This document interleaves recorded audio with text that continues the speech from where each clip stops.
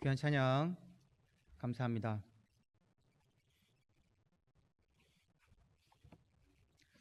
오늘 우리 악기팀에 새로운 남성분이 들어왔다라고 생각하실 텐데 우리 청소년부를 맡고 계시는 백두식 목사님이십니다. 아시는 분은 아시겠지만 혹시 모르실 것 같아서 잠시 말씀을 드립니다. 가끔씩은 저쪽에서 드럼으로 도와주시기도 하는데 오늘은 악기팀으로 들어가셨네요.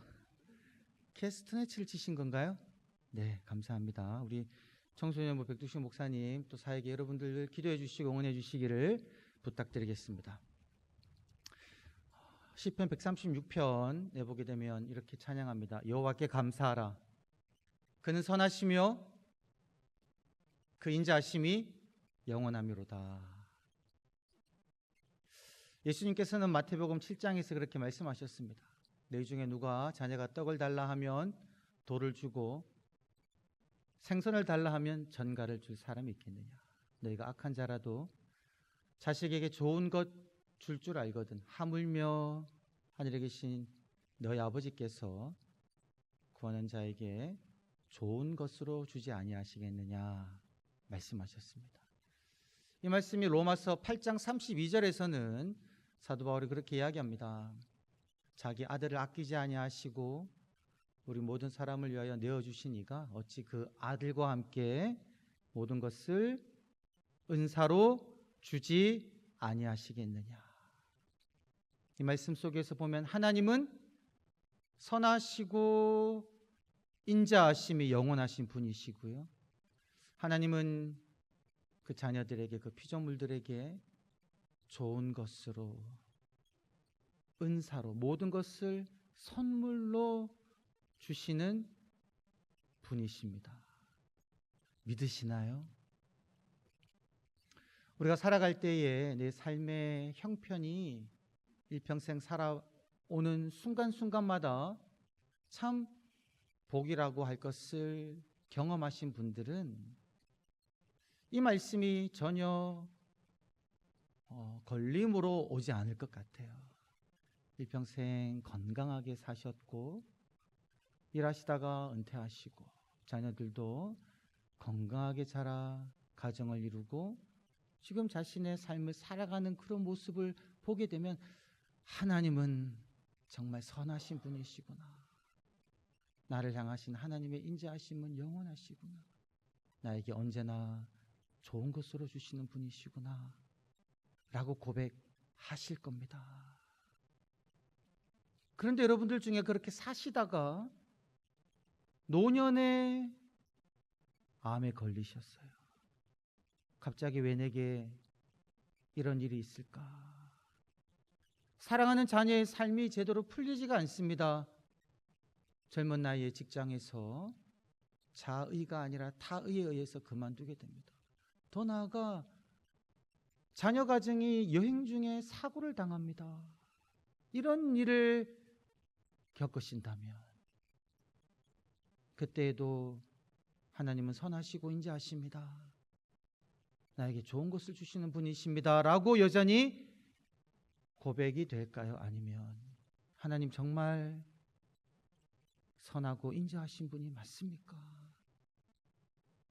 아들을 아끼지 아니하시고 내어주신 이가 모든 것을 은사로 주겠다고 하신 그분이 맞습니까? 라는 질문을 하게 된다라는 겁니다. 근데 여러분 삶의 그러한 순간에도 나의 삶의 상황이 내가 원하지 않은 방식으로 고통으로 흘러가는 그 순간에도 우리가 붙잡아야 될 것은 여전히 하나님은 선하시고 나를 향한 하나님의 인자하심은 변함이 없다라는 고백을 우리가 할 수 있어야 된다라는 거죠. 오늘 읽은 에스겔 37장 이 말씀 에스겔 예언자가 선포한 말씀인데요. 에스겔 예언자는 주전 597년에 여호야긴 왕이 바벨론 왕 느부갓네살에 의해서 그 땅의 고관들, 귀족들, 그리고 배운 사람들, 영향력 있는 이들이 포로로 잡혀갈 때 이 에스겔도 함께 포로로 잡혀갔습니다. 에스겔 예언자는 어릴 때부터 제사장 훈련을 받은 사람이었는데요, 제사장으로 직무를 시작하기 전에 나라의 상황으로 인해서 제사장 직무를 시작하지도 못하고 이방인의 땅으로 포로로 잡혀갔습니다. 그 땅에서 에스겔은 어떤 기도를 하나님께 드렸을까요? 아직 나라는 멸망하지 않은 상태입니다. 그발 강가에서 하나님께 기도할 때, 하나님, 우리의 고국의 상황을 아시는 하나님, 회복시켜 주세요. 포로로 잡혀간 우리가 다시금 돌아갈 수 있도록 해주세요 라는 기도를 드리지 않았을까 생각해 봅니다. 그렇게 포로지에서 살아가다가 그가 포로로 잡혀간 지 12번째 해가 되고 10째 달 4일이 되었을 때 12년이라는 시간이 흐른 거죠. 그날 저녁에 그가 하나님으로부터 말씀을 받습니다. 하나님께서 그렇게 말씀하십니다. 내가 새 영을 내 백성에게 부어주겠다. 나는 그들의 하나님이 되고 그들은 내 백성이 될 것이다. 내가 황폐해진 땅에 다시금 사람으로 가득하게 하겠다 라는 말씀을 그가 포로로 잡혀간 지 12번째 해 되던 그달 5번째 달 4일날 저녁에 받습니다. 여러분, 이 횟수를 정확하게 기억하고 있다는 것은요, 이 에스겔 예언자는 사로잡혀 갔을 때부터 하루, 이틀, 사흘 계속해서 날짜를 헤아린 거죠. 12년간의 기도 이후에 하나님께서 마침내 회복의 말씀을 자신에게 주셨다라는 거예요. 얼마나 기뻤겠습니까? 이제 드디어 하나님이 우리를 회복시키시는구나. 내가 고국 땅으로 돌아가겠구나. 그런데 여러분, 그 다음날 아침에, 하나님의 회복의 말씀을 받은 그 다음날 아침에 고국 땅으로부터 도망쳐온 사람이 에스겔에게 이릅니다. 그리고 말합니다. 소식을 전합니다. 그 소식은요, 고국 땅의 회복의 소식이 아니라 예루살렘이 함락되었다는 소식이었습니다. 바벨론 왕 느부갓네살에 의해서 성전이 불타고 예루살렘이 함락된 지 1년이 지나 그 소식을 가지고 온 것이었어요. 여러분, 그 소식을 에스겔 예언자가 들었을 때에 그 마음이 어떠했을까요? 12년 전에 포로로 잡혀와서 하나님의 회복을 위하여 간절히 기도하고 드디어 기도 응답을 받았는데, 응답받고 그 다음날 고국의 상황은 그가 기대했던 것과는 완전히 다른 상황이었다라는 거예요. 나라가 이제 그냥 멸망해 버렸다라는 겁니다. 그때 에스겔의 마음은 어떠했겠습니까? 두 가지 방향으로 나아갈 수 있을 겁니다. 첫 번째는 절망. 하나님의 말씀은 엉터리다. 회복을 말씀하신 하나님의 말씀이 분명히 나에게 임했는데 그것은 나를 속이는 말이 아니었나. 이미 1년 전에 나라는 바벨론 왕에 의하여 멸망당했었는데 라고 생각하며 그 마음에 절망이 있을 수가 있었을 겁니다. 첫 번째 방향. 두 번째 방향은요, 고국이 비록 멸망당했다고 하지만 나에게 말씀하신 하나님의 말씀을 신뢰하며 다시금 우리의 하나님이 되겠다라고 약속하신 하나님의 말씀을 붙잡으며 황폐해졌던 땅이 다시금 사람으로 가득하리라고 말씀하신 하나님의 말씀을 붙잡으며 여전히 하나님 편에 서 있는 삶의 방식, 이 두 가지 방식이 있을 것 같아요. 사랑하는 성도 여러분, 여러분은 어떤 방식을 택하겠습니까? 우리가 오늘 기억하고 외칠 한절, 하나님의 한절 외침은 나를 살리시는 하나님의 말씀을 듣겠습니다입니다. 나를 살리시는 하나님의 의도와 뜻은요, 나를 죽이고자 하는 것이 아니라 나를 살리는 것입니다. 하나님은 분명하게 에스겔 예언자에게 말씀하셨습니다. 내가 악인이 그 죄로 말미암아 죽는 것을 원하겠느냐? 아니다. 나는 악인이 그 죄에서 돌이켜 구원받기를 원한다라고 말씀하셨습니다. 하나님은 나를 살리시기를 원하시는 분이시다라는 거죠. 나에게 생명을 주기를 원하시는 하나님께서 우리들에게 당신의 뜻을 담은 말씀들을 이야기하십니다. 그러하기에 우리들은 나를 살리시는 하나님의 말씀을 듣겠습니다 라고 다짐하며 그 길을 걸어야 된다는 거죠. 우리 지금 가슴에 손을 얹고 한 절 외침을 다 같이 다짐하며 외치겠습니다. 시작. 나를 살리시는 하나님의 말씀을 듣겠습니다. 아멘. 듣겠다라는 다짐에는요, 듣고 흘려버리는 것이 아니라 듣고 붙잡고 순종하고 따라가겠다, 곱씹겠다, 기억하겠다, 다 담겨있는 단어입니다. 나를 살리시는 하나님의 말씀을 듣겠습니다. 이러한 상황 속에서 하나님의 회복을 듣고 기뻐했던 그날 저녁, 그 다음날 아침에 나라의 멸망의 소식을 들은 이 에스겔에게 하나님께서는요, 오늘 에스겔 37장에서 귀중한 환상을 보여주십니다. 하나님의 뜻을 담은, 하나님의 마음을 담은, 하나님의 계획을 담은 환상을 보여주세요.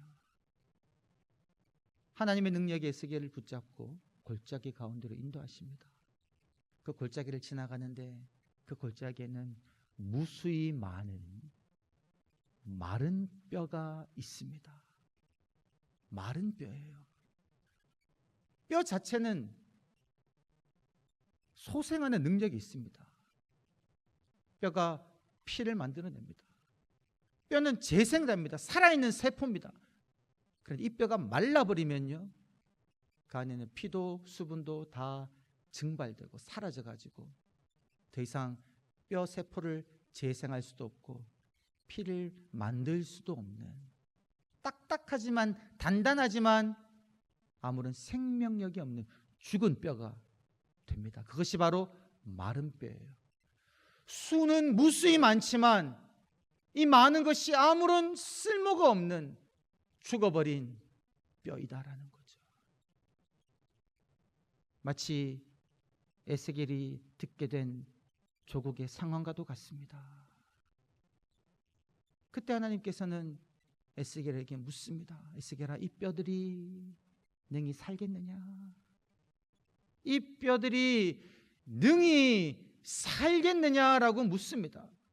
이 질문 속에는요, 네가 들은 고국의 상황이 이제 더 이상 희망을 이야기할 수 없는 절망적인 상황임에도 불구하고 이런 상황 속에서도 나 여호와는 나의 말을 이룰 수 있는 자임을 네가 믿느냐라는 질문입니다. 이 뼈들이 능히 살아나겠느냐? 그때 에스겔이 무엇이라고 대답합니까?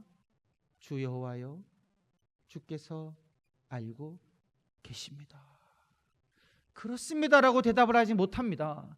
이 뼈들은 살아날 것입니다라고 대답하지 못합니다. 왜냐하면 하나님께서는 분명히 이 말라 비틀어진 뼈도 살리실 수 있는 능력이 있음을 내가 알지만, 하지만 내가 이 지금 상황들을 보니까 이 일이 과연 그렇게 될 것임을 나는 확신하지 못하겠다라는 거예요. 하나님은 능력 있는 분인지 알지만 그거를 내가 붙잡기에는 내 마음이 따라가지 못합니다라는 고백입니다. 그래서 하나님께 주 여호와여 당신이 아십니다라고 이야기하는 거죠. 이 에스겔의 마음이 우리와 너무나도 비슷하지 않습니까? 우리도 믿습니다. 하나님은 천지를 지으시고 나에게 생명을 주시고 우리의 삶을 인도하시고 보호하시는 분이심을 믿지만, 죽은 자도 살리시는 분이심을 믿지만, 원하시면 모든 질병을 다 치유하시는 분이심을 믿지만, 그러나 그러한 일들이 나의 삶에 일어날지 안 일어날지는 나는 알지 못합니다라는 거죠. 우리는 확신할 수 없습니다. 그러하기에 우리들은 하나님께 주 여호와여 당신이 아십니다, 나는 희망을 가지기가 어렵습니다 라고 여기며 말할 때가 있다라는 거죠. 이 에스겔의 대답을 듣고 하나님께서는 에스겔에게 그렇게 말씀하십니다. 에스겔아, 너는 이 마른 뼈들에게 대언하라, 대언하라, 나의 말을 전하라. 하나님의 말씀은 어떤 말씀입니까? 마른 뼈들아, 여호와의 말을, 여호와의 말씀을 들을지어다. 마른 뼈들아, 여호와의 말씀을 들을지어다. 여러분, 말라 비틀어진 이 뼈들이요, 다시금 회복될 수 있는 방법은 다른 것이 아니라 하나님의 말씀을 듣는 것입니다. 마른 뼈들아, 여호와의 말씀을 들으라. 내가 생기를 그 속에 넣어 그들을 살아나게 하겠다. 내가 그 위에 힘줄을 붙이고 살을 덮고 가죽을 덮어 생기를 그 속에 넣어 그것들로 하여금 살아나게 하리라. 그때에 그들이 내가 여호와인 줄 알게 될 것이다 라고 말하라고 에스겔 예언자에게 말씀하셨습니다. 이 말씀을 에스겔 예언자가요 듣고 그대로 마른 뼈에게 대언합니다. 여호와여, 이 뼈들이 살아날 줄 하나님이 아십니다라고 말할 뿐이고, 그는 확신이 없었는지 알지 못하지만 에스겔 예언자는 하나님의 말씀을 듣고 주저하지 않고 들은 그 말씀을 마른 뼈들을 향하여, 골짜기에 가득 채운 무수히 많은 뼈들을 향하여 대언합니다. 마른 뼈들아, 여호와의 말씀을 들을지어다. 주 여호와께서 생기를 너희들에게 불어넣으신다.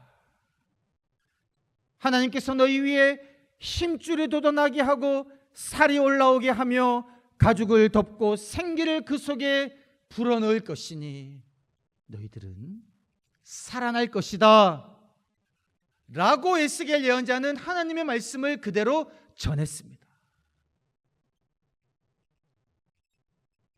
그때 어떤 일이 일어났냐? 에스겔 예언자는 환상 가운데서 분명히 보았습니다. 흩어져 있던 뼈들이 움직이며 서로 뼈들이 연결되고 그 위에 힘줄이 생기고 살이 올라와 가죽이 덮이고, 그리고 그 안에 생기가 들어가서 군대를 이루었다라는 거죠. 여러분, 이것이 에스겔 예언자가 본 환상입니다. 하나님께서는 환상 가운데 분명하게 말씀하셨습니다. 네가 고국으로부터 들은 그 소식이 내가 너에게 말한 말과는 상반되는 끝이고 멸망이라고 할지라도, 아무런 희망을 이야기할 수 없는 마지막 같은 상황, 말라버린 뼈들로 가득한 골짜기와 같은 상황이라고 할지라도 그곳에 내가 그들을 살리고자 하는, 살리겠다라고 하는 나의 말씀이 선포될 때 그 마른 뼈들은 큰 군대가 될 것이다 라는 사실을 분명하게 명확하게 보여주셨습니다. 이어져서 말씀합니다. 이스라엘 백성들은 그렇게 이야기한다. 이스라엘 백성들은 우리들은 마른 뼈와 같아서 아무런 희망이 없고 우리는 이제 끝났다. 멸망했다. 그 어떤 희망도 소망도 이야기할 수 없다 라고 말하지만 내가 무덤 문을 열고 그들로 하여금 나와 고국 땅으로 돌아오게 하겠다. 내가 나의 영을 그들에게 부어서 그들로 살아나게 하고 고국 땅으로 돌아오게 하겠다 라고 하나님은 다시 한번 구체적으로 하나님의 계획을 에스겔 예언자에게 말씀하셨습니다. 그래서 우리가 외쳐야 되는 말씀이 무엇이냐면 나를 살리시는 하나님의 말씀을 듣겠습니다 라는 다짐인 거죠. 내가 보는 희망 없는 소망 없는 상황에 절망하는 것이 아니라 나를 살리고 일을 이루시겠다라고 말씀하시는 하나님의 말씀을 붙들겠습니다 라는 이 외침을 우리가 마음속에 담아야 한다는 겁니다. 다시 한번 가슴에 손을 얹고 한 절 외침을 믿음의 고백으로 함께 다 같이 하시겠습니다. 시작. 나를 살리시는 하나님의 말씀을 듣겠습니다. 아멘. 조니 에릭슨 타다라는 사람이 있습니다. 조니 에릭슨 타다. 1949년생입니다. 이 사람이 17세 되던 1967년에 당시 고등학생이었는데 이 조니는 라크로스라는 스포츠 종목이 있어요. 그 라크로스라는 스포츠 팀의 리더였습니다. 얼마나 건강했겠습니까? 어느 날 이 조니가 체사피크만이라는 곳으로 가서 그곳에서 이제 다이빙을 즐기는데요. 근데 그 물이 되게 얕았다라고 합니다. 근데 그걸 알지 못한 채로 다이빙을 해서 그만 머리가 바위에 부딪히고 목을 크게 다쳐서 목뼈가 손상되어 어깨 아래로는 움직일 수 없는 상태가 되었습니다. 3년간의 기나긴 재활을 합니다. 근데 그가 병원에 있을 때 한 지인이 찾아와서 그렇게 이야기했다라는 거예요. 요한복음 10장 10절 말씀을 읽어주면서 내가 온 것은 인자가 온 것은 양으로 생명을 얻게 하고 더 풍성히 누리게 하려 합니다. 그 말을 전했다는데 이 말이요, 이 조니에게 너무나 큰 상처로 다가왔다라는 겁니다. 내가 지금 내 의지로는 손 하나 깜짝할 수 없고 다른 사람이 도와주지 아니하면 먹지도 씻지도 아무것도 못하는 상태인데 이러한 나의 삶의 상황 속에 어떠한 풍성한 생명을 이야기할 수 있을까? 그것 주기 위해 예수님이 오셨다는데 내 삶과는 아무런 상관이 없지 않는가? 라고 생각을 하면서요, 하나님에 대해서 더 큰 원망과 배신감을 느꼈다라고 이야기합니다.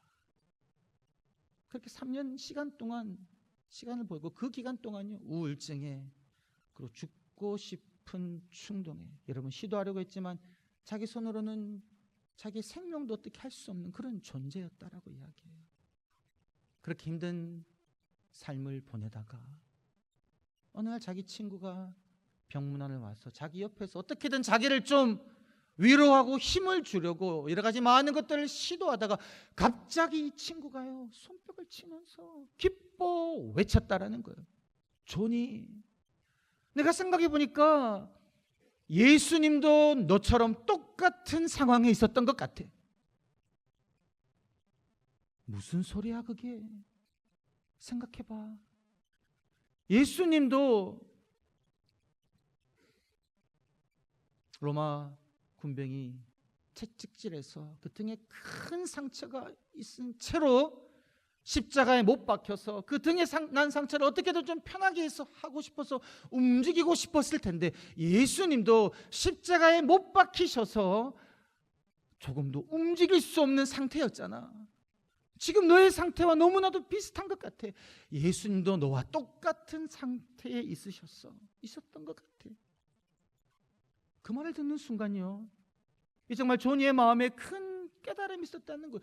그것이 자기 마음에 와닿았다라는 겁니다. 어깨 아래로는 움직이지 못하는 나의 상황과 십자가에 못 박혀서 옴짝달싹하지 못하는 예수님의 상황과 너무나도 동일하고, 그런데 예수님이 그렇게 십자가에 못 박히신 것은 나의 죄를 대신, 죄값을 대신 지기 위해서 그렇게 달리신 것인데 라고 생각하니 그 순간 자기를 살리시기 위해 이 땅에 오신 예수님의 그 사랑이 깊게 와닿았다는 겁니다.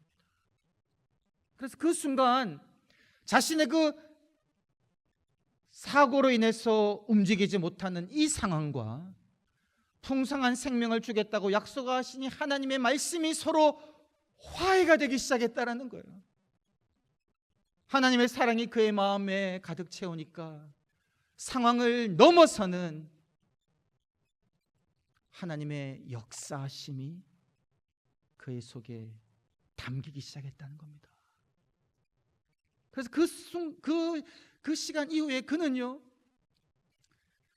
삶의 의욕을 되찾고 내 모습은 이렇지만 하나님의 뜻을 이루기 위해 살아가기 시작했다는 겁니다.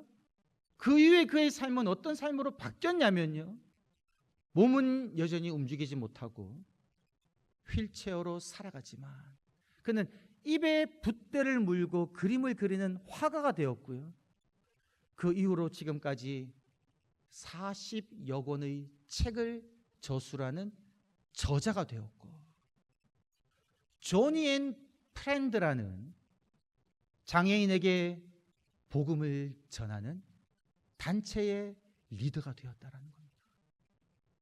더구나 예전에는 그가 천국에 가면 이 휠체어는 내가 지옥불에 던져버리겠다라고 말했던 그의 삶이었다면, 이제는 이 휠체어를 볼 때마다 나로 하여금 하나님의 사랑을 온전히 깨닫게 한 도구라고 생각해서, 물론 천국 가면 내가 휠체어에 더 이상 앉아있지 않겠지만 이 휠체어도 내가 천국에 같이 가지고 가야 될 것이다 라고 생각하는 데까지 이르렀다라는 겁니다. 사랑하는 성도 여러분, 우리를 살리는 것은 하나님의 말씀입니다.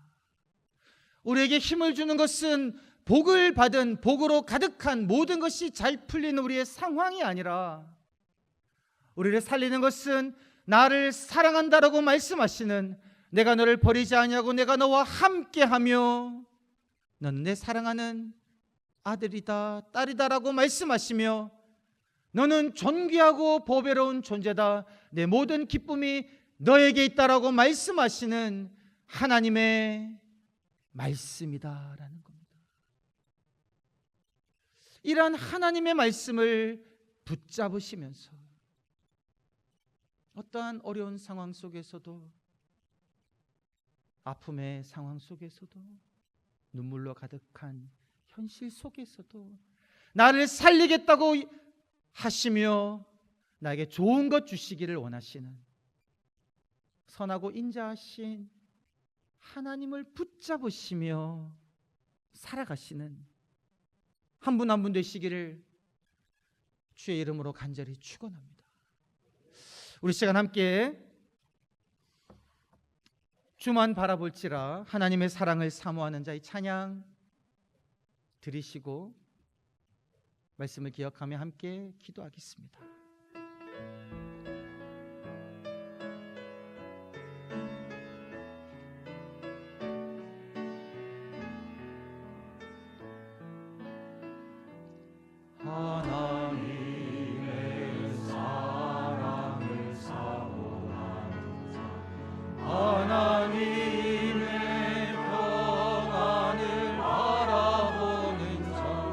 너의 모든 것 창조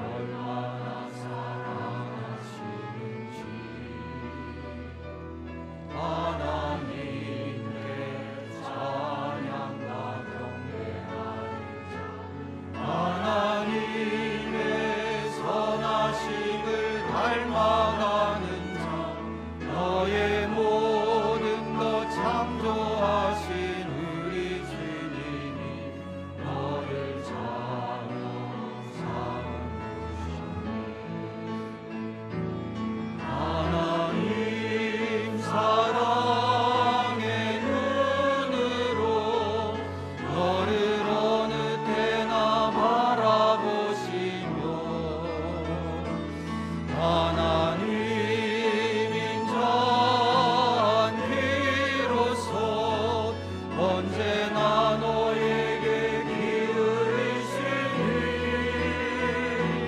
어두움에 밝은 빛을 비춰주시고 너의 작은 신음에도 응답하시니 너는 어느 곳에 있든지 주를 향하고 주만 바라볼지라.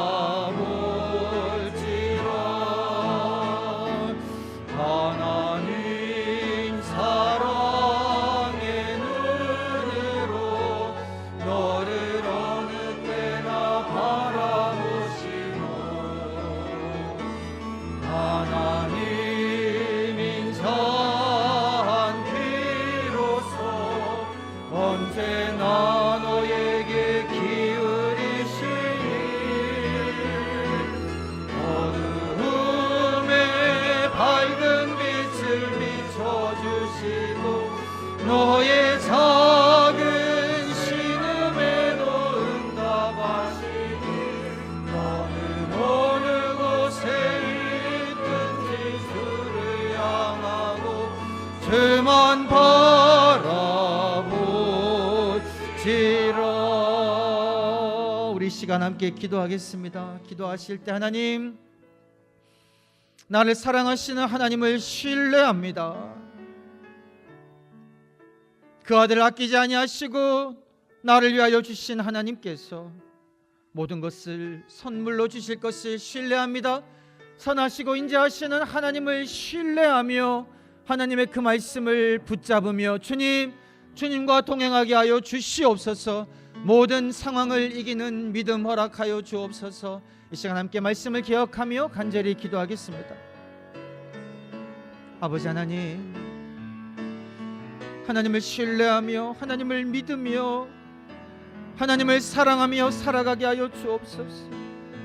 나라가 멸망한 그 상황 속에서도 모든 기대감이 하루아침에 한나절에 무너져버린 그 상황 속에서도 말씀하신 하나님의 말씀을 신뢰하며 마른 뼈들이 다시 살아나는 환상을 보며 주님의 말씀을 믿으며 예언 사역을 끝까지 감당했던 에스겔처럼 주여, 우리 또한 주님의 말씀을 신뢰하며 나를 살리겠다라고 말씀하시며 나의 일을 이루겠다라고 말씀하시며 우리를 붙잡으시는 하나님을 바라보며 주님의 말씀을 마음에 담으며 들으며 주님 믿음의 그 걸음 여정을 끝까지 주님 오실 그날까지 걸어가는 우리 귀한 성도님 한 분 한 분 되게 하여 주옵소서.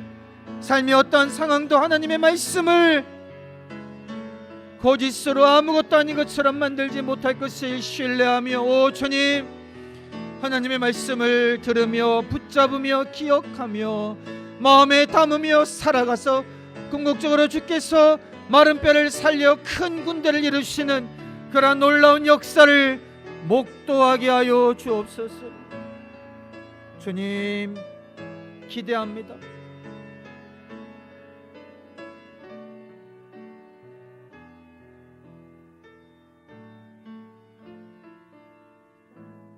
살아계신 아버지 하나님, 하나님의 능력을 내가 눈으로 보는 현실로 재단하지 않게 하여 주옵소서. 신실하신 하나님의 말씀을 내가 듣는 부정적인 소식들로 그 말씀이 아니다라고 말하지 않게 하시고 우리에게 좋은 것 주시기를 원하시며 우리에게 생명을 주실 뿐만이 아니라 풍성한 삶을 살기를 원하시는 하나님의 그 신실하심을 신뢰하며 주님의 약속의 말씀을 붙들며 기억하며 그 말씀을 마음에 담아 살아가게 하여 주시옵소서. 그래 마침내 주님이 오셔서 주님의 일을 이루시는 것을 목도하며 하나님을 찬양하는, 하나님께 영광 돌리는 그러한 삶을 살아가게 하여 주옵소서. 감사드렸고 구주 예수님의 이름으로 기도드리옵나이다. 아멘.